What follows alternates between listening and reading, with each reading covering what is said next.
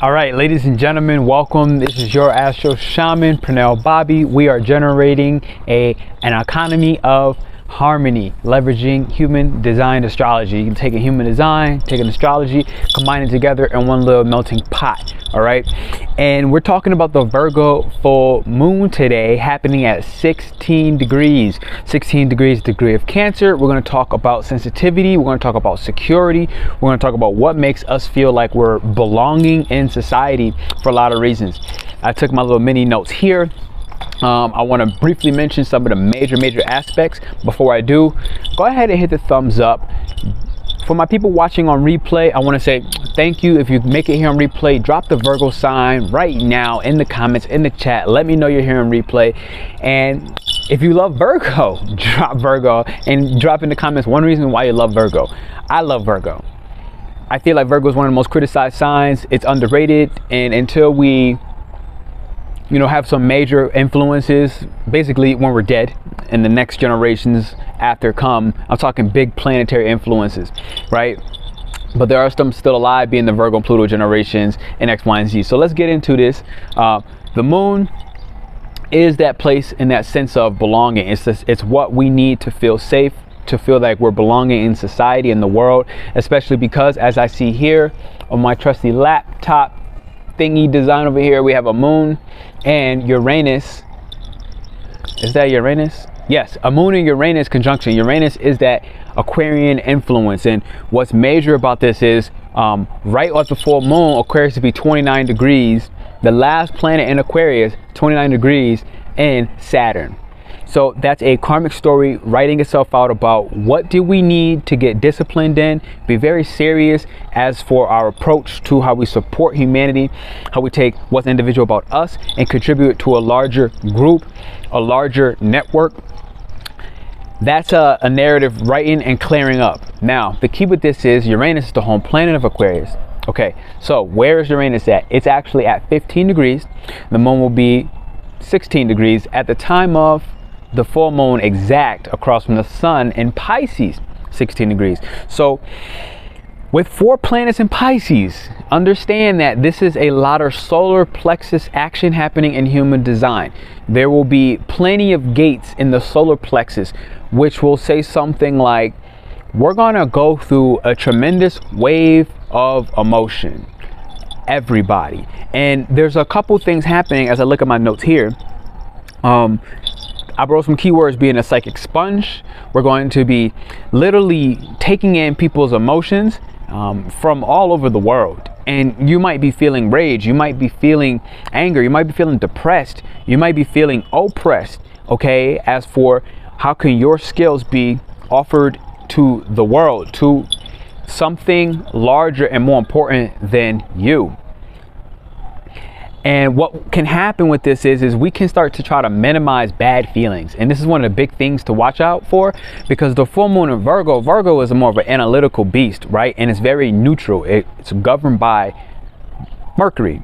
And Mercury is a planet of neutrality. So it doesn't care about left or right. It just looks at the simple facts. It looks at very analytical, practical data that can be physically and tangibly seen. So this is tremendous because we have 4 planets in Pisces, and these emotional waves we're going through in the solar plexus of human design, these are the unseen energies. These are you going through mood swings up and down, left and right, diagonal, round and round and round, and you don't even know why. Virgo and the moon there will allow us to look at our unconscious patterns, the behavioral patterns learned from our mothers. What are the eccentricities that we gain from our mothers as well? Now, when I say eccentricities, I'm talking the fact that the moon is trining. And it doesn't have to be your mother specific, but it could be a mother figure, someone that I see as a mother figure. I have mother figures all over the world because Uranus is a very global impact. So I have a grandma in Colombia, for example, okay, an abuelita in Colombia. I have another mother named Norma in freaking Mexico City, one in Claudia in Colombia, right? Shout out to the 2 moms out there.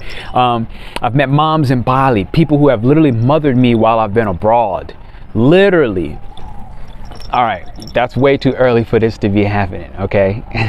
Let's get this reset. So the key is like really check in with those motherly influences that have helps you address certain sensitivities and help you to analyze. Because, for example, when I was in Colombia, I had a Colombian grandma who helped me analyze that I had a food addiction, okay? Literally.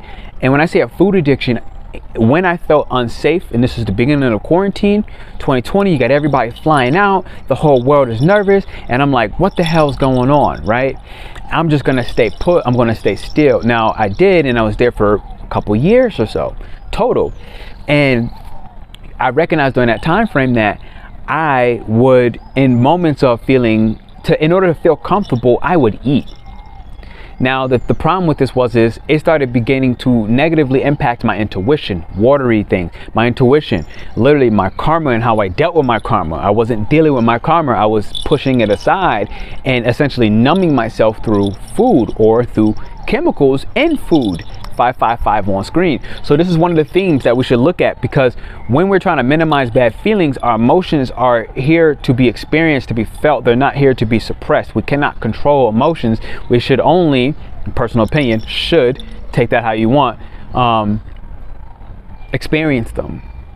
The good, the bad, the depression, the anxiety, the joy, the optimism, all right? Experience them. And when we do that without attaching to them, we no longer need to psychically sponge all of the feelings of others around us going through something difficult. Virgo moon there will allow us to actually analyze, what are these habits? What are the skills that we have to really see the truth, the facts? And when I say skills, you know, I'm talking when you were in home and you're taking these courses. Let's say you're taking an astrology course, you're taking a human design course, okay? Let's say you're taking a course on witchcraft and brujeria and how to combine, you know, basil with freaking cayenne pepper in a potion bottle, shake it up 3 times, throw salt around in a circle, and do this mantra, whatever, this seance. Whatever the skills were you learned from your classes while you were in times like 2020 quarantine, these skills are now being called upon for us to start taking a more clear look at how can we objectively, personal to us, use these skills with our co-workers, Virgo. How can we work with our pets to actually rid some of our karma, pet being 6th house or Virgo.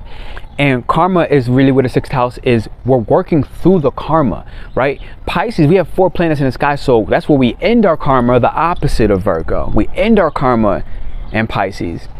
But we can only end our karma by no longer minimizing bad feelings or avoiding confrontations, okay? Especially emotionally charged confrontations. This won't work, all right? Let me look at some of my key notes here.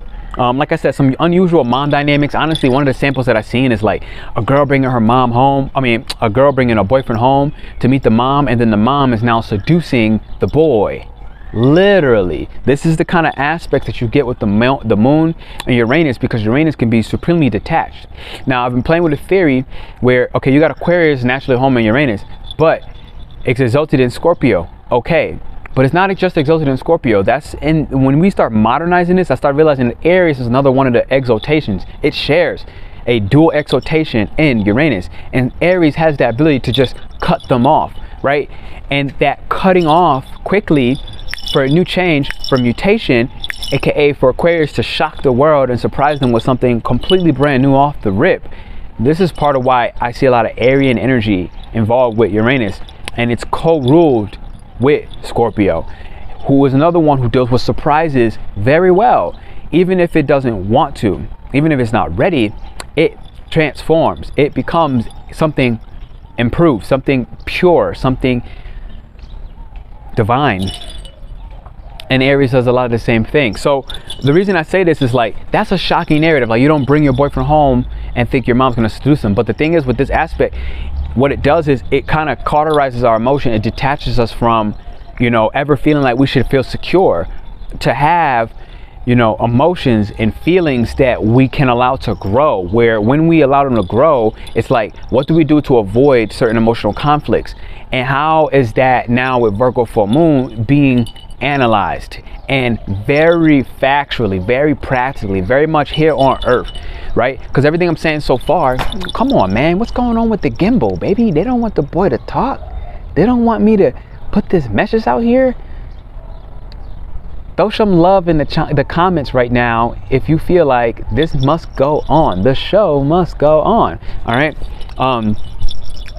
Now, here's the key thing with this. At this full moon, there's a T-square in the sky. So when you get a T-square, what we need to look at is a T-square is when you have right now between the sun in Pisces, the conscious, and a collective unconscious sign being Pisces, consciousness and the sun, and a collective unconscious sign Pisces. And then you have the moon, the unconscious, which also could be very collective, okay? The unconscious behaviors, patterns that we learn in the family dynamic and youth, and a very practical, neutral, intellectually designed sign being Virgo. We have that as the opposition. Now, the T-square will now say what the focal point, all right, I'm going to say my opposition is this thumb line. The Pisces, Virgo connecting, that's the straight line going across on the zodiac wheel. The top is where the T-square is at. This is Gemini. Now, whenever you have a T-square, the one who's the focal point, like a seesaw, right? The one thing in the middle, that's Gemini in the middle. That's where we put our focus at, and that's happening at 21 degrees in Gemini. So again, this is this story, this narrative of there's a tremendous amount of sensitivity that we have numbed through intelligence. From the ages of 14 to 21 years old is when we start learning how to intellectually deal with our wounds. It's an intellectual wounding pattern. Spirit wounds happen from 0 to 7. Emotional wounds happen from 14 to 21 years of age. And then from 7 to 14 years of age, emotional wounding happen. And then from 14 to 21 years of age, we learn how to intellectually deal with our problems, where we can just talk ourselves out of it. Literally, we can talk ourselves out of it. And a lot of times it turns out to be like, I don't care. So we completely ignore the importance of why we are sensitive as human beings. And when I say sensitive, I'm saying this Mercury who has shifted into Pisces days before the full moon in Virgo is allowing us to start to understand what can't be understood, to understand the misunderstood, to understand what can't be seen, to understand that I don't know why I'm karmically linked with this person, but I know that I am. I can understand that I am, and I understand that I can't just avoid this relationship, avoid this conflict, avoid these deeper feelings. I must deal with them. And that's what Chiron and Aries is doing in sextile to this Gemini energy and Mars. It's allowing us to cut through learned behaviors that have negatively impacted our courage and our boldness to go ahead and say, look, I must address this in the way that an Aries would, aka head on, knocking on your front door, telling you what's up, telling you something's off, telling you something's wrong, no matter what the conflict looks like. Now, a part of this is for us to look at how do we deal with this from an intellectual standpoint and start analyzing where does our emotions really play a true part. I want to take another step and say this might be very tough sibling conversations. All right, this might be us forcing this T-square to Gemini. It might be us being forced to see these learned behaviors at a very deep analytical and emotional level, analyze these learned behaviors, these skills we picked up to cut people down with words. And it's going to start forcing us to be a little bit more creative with how do we see everything I just said more optimistically. Because at the 21st degree of Sagittarius, it's about looking at this with optimism, saying, look, how can I realize that, look, this has been a hell narrative for me. I recognize that, you know, this was a crap narrative. This was a crappy way to grow up. It's a crappy way to relate with my brother or my sister. It's a crappy way to treat my pet or any pet, because, you know, I'm dealing with these insecurities or these rages and these angers in an inappropriate manner where I'm now yelling at a pet. I'm now yelling at a brother or a sister inappropriately. We're going to be able to start seeing these patterns, and, you know, we might truly feel a certain despair on this moon, because it's like, damn, like, you know, was I really like that? And it's going to be like, yeah, you really were. And so the beautiful thing is this is a healing time frame to deal with a lot of karma, because, yo, all right. The gimbal is down. Okay. It's okay. Right. They ain't gonna kill me. We're gonna just get up. We're gonna walk it around. All right. I was getting hot anyways. We're going to the shade. I was cooking up in the sand anyways. All right. Ladies and gentlemen, give me a moment. Okay. So Oh, this is too dark over here. They're trying to make me look like I'm crispy black. All right, here we go. So the final things that I got here is we're gonna, with the 6th house Virgo type energy, we're gonna be working our karmic debt by using those skills we learned back during quarantine time. And from quarantine 2020 till now, we're gonna start seeing that these skills we learned in the home, in private, without anyone watching, they're really playing a big key critical part. And what is happening is Saturn is now shifted into Pisces March 7th on the same day of the full moon in Virgo. This is literally saying, okay, it's time to get very disciplined at a spiritual level. This is time to start realizing that this opposition will force us to start doing more breath work. It will force us to start finding meditation practices that work for us. It'll force us to start moving our body in a way where martial arts can teach us the discipline at a spiritual level, okay, at a mental level, to not misdirect our anger, to not misdirect our resentment and our rage. 555 on screen again. And to start looking at the conflict and the war that we have had within ourselves, that we projected outwardly on our partners, our lovers, okay, even potentially our mother or our co-workers or our pets. These are all key words that I got to say to y'all today. And to stop avoiding emotional confrontations. This is literally what it's about. Now, finally, you know, these feelings of belonging and security and the radical shifts we faced at some point during youth and childhood that led us to not believing that we deserve security, with the North Node involved, okay, at 6 degrees at the same time, another Virgo impact. Literally, ladies and gentlemen, this is going to help you start co-working with other greats in your field of specialty, your field of study. You're going to start co-working with other greats at that 5-degree orb. It might take some tension, in all sincerity, but at the end of the day, it's time to recognize that this sun sextiling Uranus will also provide some harmonious energy, right? The moon trining Uranus will rapidly develop our sense of belonging in a community, belonging with others who are unique in their own craft. So like how this looks for me is like I'm connecting with a crap ton of astrologers as of late, a crap ton of people in human design, and it's like, this is my tribe, this is my family, connecting with my members and talking with the people in my Astro Divinity membership. If you want to join a membership, come check us out.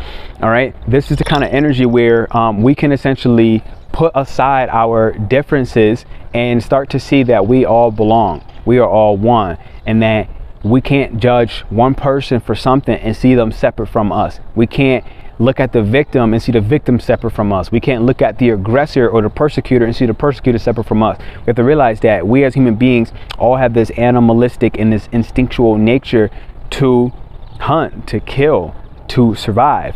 And it's about the time frame of updating that sense of survival and how we deal with fight or flight mechanisms, and start actually realizing that, you know, just because we genetically evolved from this and it's a part of us, and it likely will forever be until we, within the next 50 years or so, mutate from human beings altogether into a more spiritual based essence, form that is formless. Until we get there, we can't get there until we start seeing each other all as one. That's what this full moon in Virgo looks like for me in a nutshell. I know that's a mouthful. You might really want to watch this and rewind it. Hit the thumbs up, ladies and gentlemen. Hit the like button. Join the membership. We're meeting this Sunday before the full moon. Okay, so I don't even know what date that is, to be honest, but it's this Sunday, March something. Okay, today's the 3rd, 4th, 5th. I think March 5th. I said whatever Sunday is. So see you there. All right, and I love you. Thank you for hearing me out. Hit the thumbs up again. Drop the Virgo in the chat. Thank you for watching this on replay. For all my people, I love you.